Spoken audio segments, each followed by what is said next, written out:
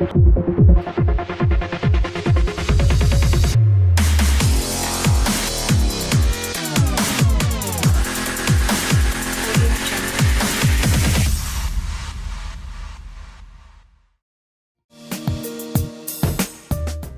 навбатии барномаи чашмаҳо мову шуморо мебарад ба мавзеи сайёҳиву истироҳат, макони хушбоду ҳавои ноҳияи Варзоб.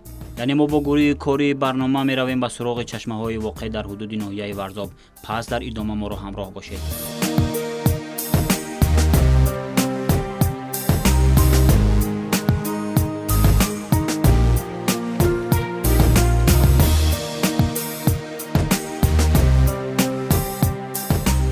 салом тамошобинони азиз, ин навбат барномаи чашмаҳоро аз ҷамоати зиддеҳи ноҳияи Варзоб ба шумо пешниҳод мекунем. бояд гуфт ки дар ҷамоати зиддеҳи ноҳияи Варзоб якчанд чашмаҳо ҳастанд ва айни ҳол мо ба суроғи чашмаи Гугирд меравем ки дар анаҳон қисмати кӯҳ ҷойгир аст. айни ҳол мо мошинро дар канори роҳ мемонем ва як қисмати роҳи дигарро пои пиёда меравем.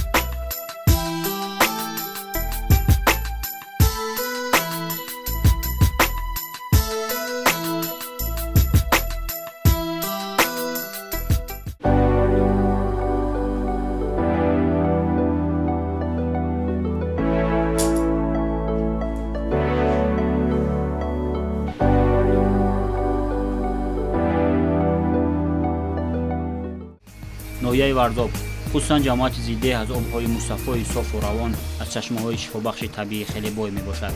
дар ин барнома тасмим гирифтем ба шумо аз чашмаҳои шифобахши ин минтақа нақл кунем. пас оғоз мекунем аз чашмаи Гугирд. бояд гуфт ки барои роҳнамоӣ моро роҳбаландон дар зини ана ҳамон сояи дарахт интизоранд. бо роҳбаландон ҳам шинос шудем. акнун як қисмати роҳи пиёдагардро гузашта аз миёни ин талу теппаҳо барои дидани чашмаи Гугирд меравем.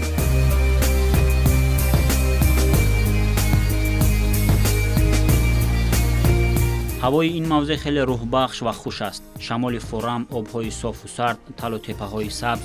ҳангоми сафар ҷониби чашмаи Гугирд мо шоҳиди он гардидем ки сокинони деҳа ба ҷамъоварии хӯроки чорво машғул буданд. воқеан манзараи ин деҳа диданӣ аст.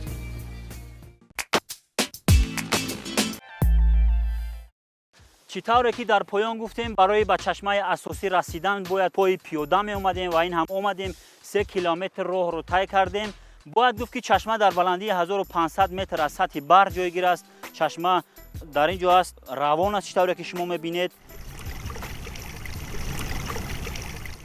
ин аст ана ҳамон чашмаи Гугирд ки масофаи як қадар роҳро новобаста аз роҳи пиёдагард будану ҳавои каме гармо тай намуда расидем. чашмаи Гугирд тибқи арзёбии сокинони деҳа аз замонҳои пеш вуҷуд дошту нафарони дардманд ва ниёзманд барои шифои худ аз обаш истифода мебурданд.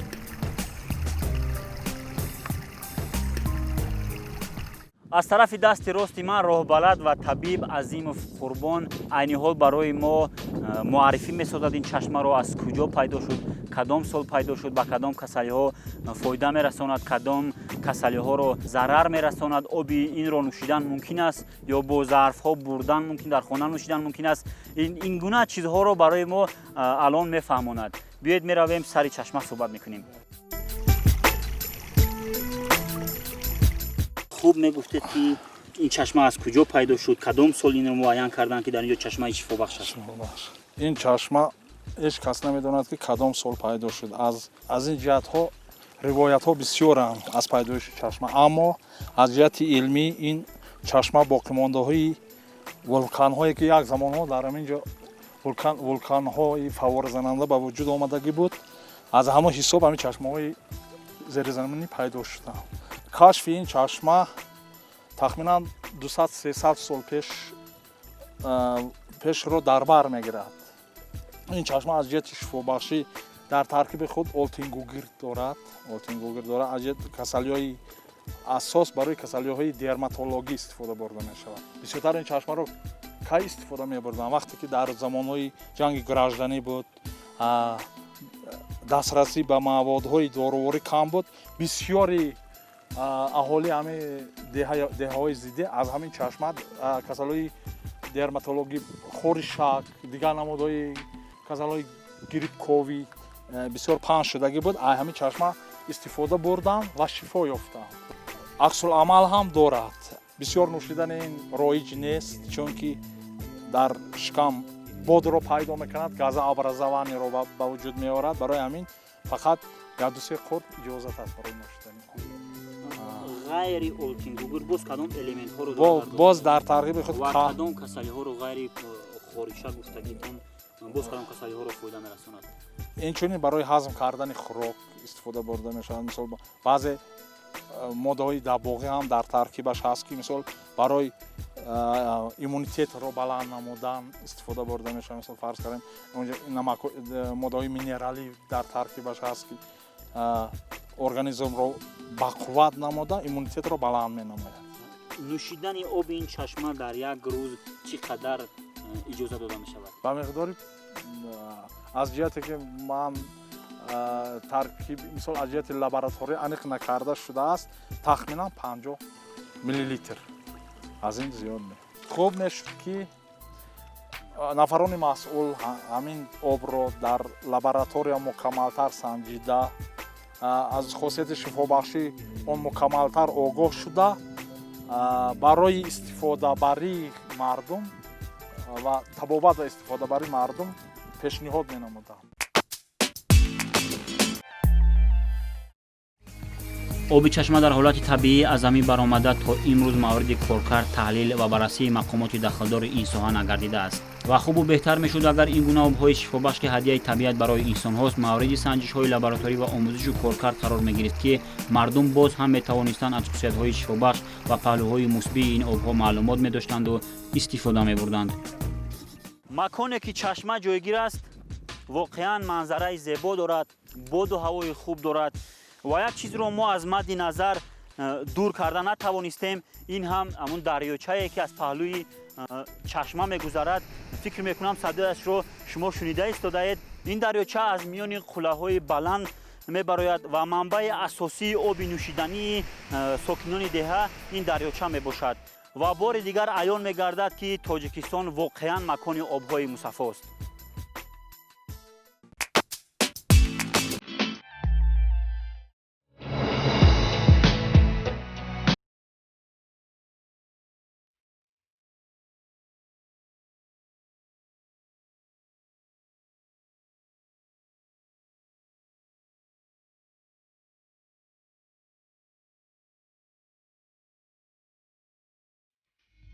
ин дарёчаи пурхурӯш ки мебинед мӯъҷизаеро мемонад, ки касро ба ҳайрат меорад. саргаҳи ин дарёча ба мисли дигар обҳо набуда, балки аз дили ана ҳамон сангҳои бузург ҷӯш дада ба поён ҷорӣ мешавад.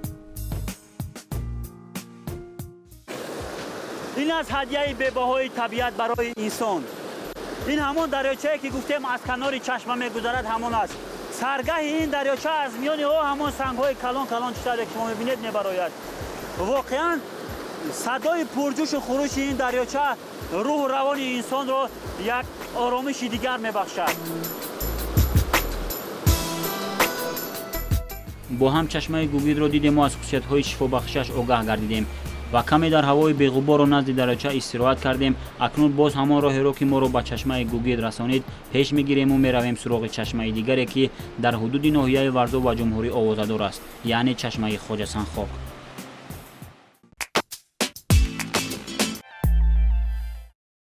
чашмаи дуюме ки гуфтем хоҷасанхоқ саргааш маҳз ҳамин ҷост ва бояд гуфт ки мо аз чашмаи гугир то ба ин чашма 20 километр роҳро тай кардем то бо ин чашма шинос гардем.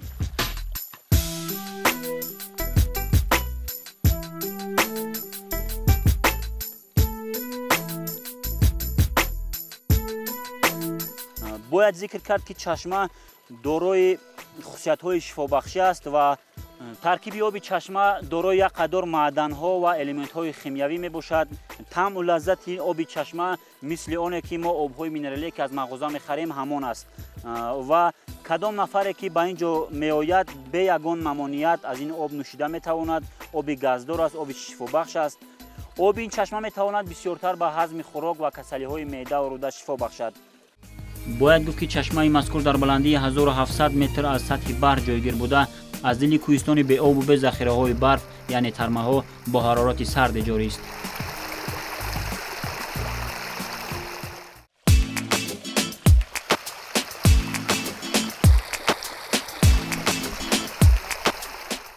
ҷамоати деҳоти зидеҳ бо манзараҳои зебову дилфиребаш, бо табиати нотакрораш имрӯз диққати сайёҳони дохилию хориҷии зиёдеро ба худ ҷалб кардааст. дар радифи ин манзараҳои дилфиребу назаррабоҳ дар ҷамоати деҳоти зидеҳ чашмаҳои шифобахши зиёде мавҷуд ҳастанд, ки имрӯз дар байни мардум барои табобати баъзе намуди бемориҳо шинохта шуданд ва машҳур гардидаанд. яке аз ин чашмаҳое ки хусусияти хуби шифоӣ дорад дар ҳудуди ҷамоати деҳоти зидеҳ ин чашмае аст бо номи чашмаи гӯгирд. дар ҳудуди деҳаи Калон ҷамоати деҳоти зидеҳ ҷойгир аст.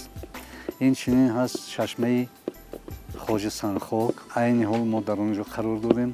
ва боз ҳаст як чашмаи дигар бо номи чашмаи Афтобнорас дар мавзеи Гулзор, ки яке аз ҷойҳои хушманзараи ҳудуди ҷамоати деҳоти зидеҳ аст, яъне воқеъ гардидагӣ ҳастанд.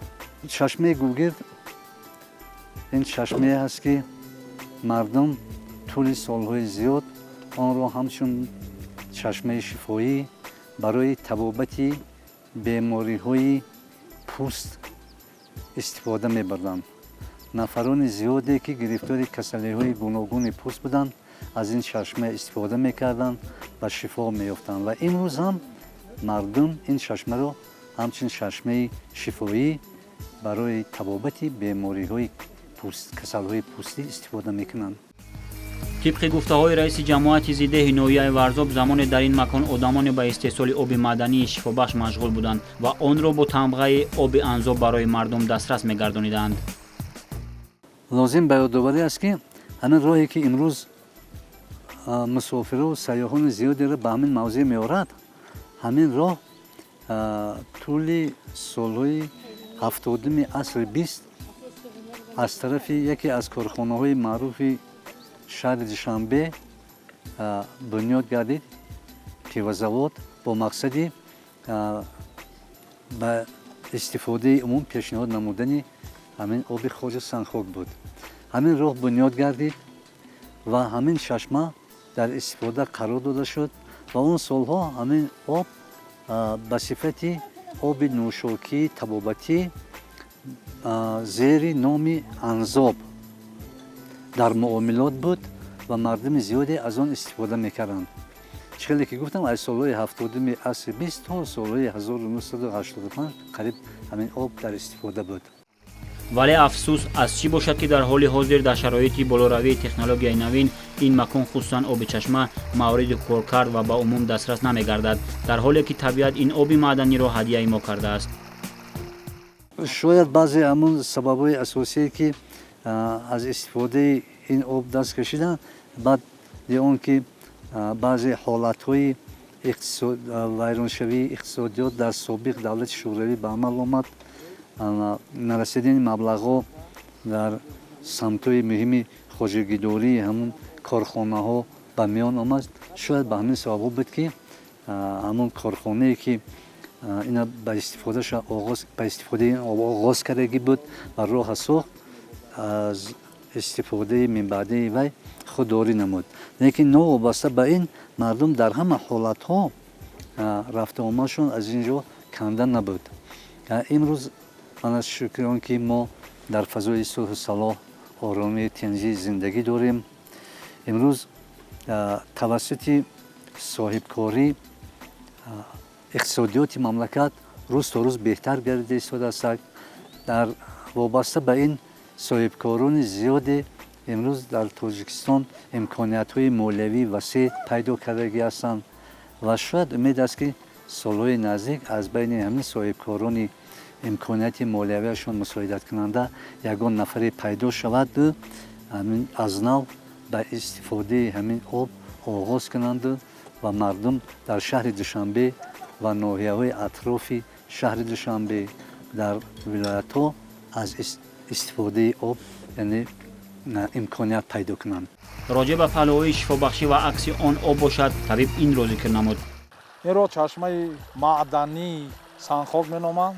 дар таркиби ин чашма маъданҳои зиёде мавҷуд аст ки барои табобати касалиҳои меъдаи рӯда ва ҳазми хӯрок роли муҳим мебозад барои табоб.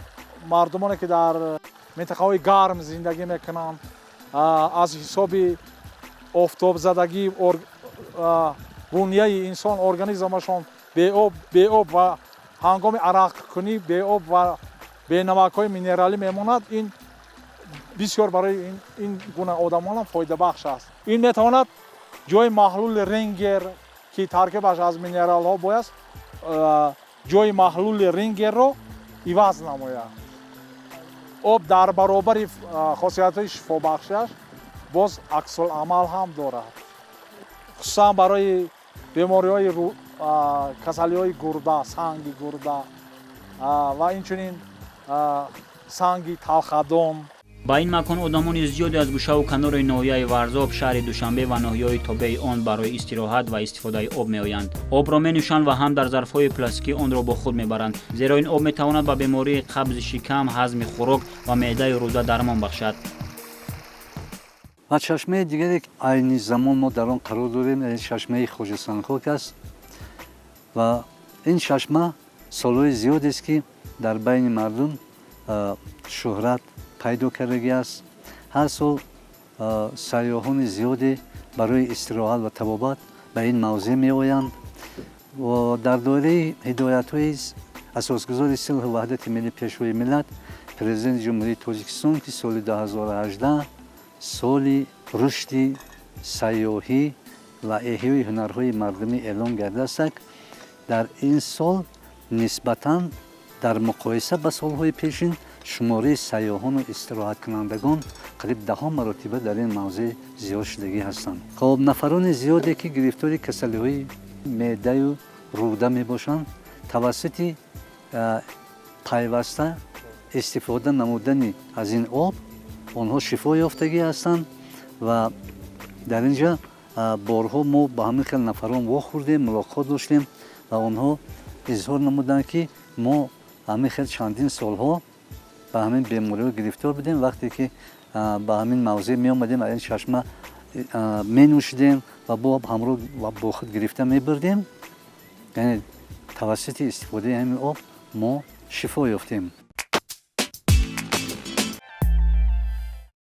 هنگام این آب را نوشیدن در حقیقت درک میکنی که این آب گازناک شده طبیعی است و باید یک چیزی را قید کرد که هنگام آب جاری شدن به پایان ساکنان این منطقه میگویند که تا پایان رسیدن آب به سنگ مبدل میگردد و این را به معدن‌های ترکیب آب این چشمه رد میدانند. با گفتی پیر 87 ساله بابای عباس که طول سالهای زیاد اینجا همچون نگهبان کار میکند، در اول گاز طبیعی آب از سبب زیاد بودن معدن‌های ترکیبش نهایت بلند بوده است، ولی بعدا آن را با یک چشمه دیگر که در پهلویش است همراه نمودند و گازناکی آن را معتدل گرداندند. آن همه آب چشمه را کدام چشمه؟ آن همه چشمه که درون چخور است کو آن کندگی و چشمه پیش وقت در بالای شخ بود و گازش جدا بود 50 متر میفرمد سنگ میگشت. آن همه سنگایی که در گرد چشمه هستن همش بخاریده میامده منت میخید لخ خش میخید. آن حاضر جوان میده 20 سال شد از روزی که من سایوز خطی کرد آورد این چشمه را برده اونجا پرستار دوا خطی کرد دیگه سنگ نمیشود. اما آب رفته ایساس یک جای و این پیالش خورده نمیشه در بطولک ها میگرفتی ای بطولک پروبکش میپرید گازش از بلنده را ای دماغات میومد رنگ من او کالا و انو چای بود. البته این وابستگی دارد با معدن‌هایی که در ترکیب این آب موجودند. این معدن‌های کلسیم، ناتری، مگنی، فتور این معدن‌ها در نتیجه جاری شدن آب آهسته آهسته تکثیر شده ва сангшавӣ мубаддал мегардад.